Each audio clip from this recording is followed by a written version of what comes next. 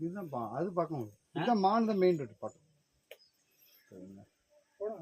போடுங்க கண்டினியூ போடுங்க.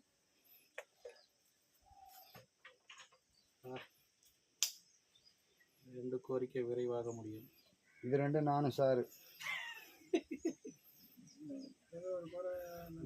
லேட்டாக நடக்கும். லேட்டாக நடக்கும் சிலது, அவ்வளோதான். ஒன்று மட்டும்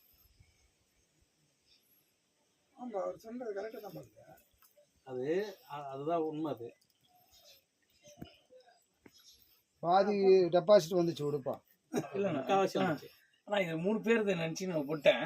அது கரெக்டாக வந்துச்சு 2 உடனே வந்துச்சு.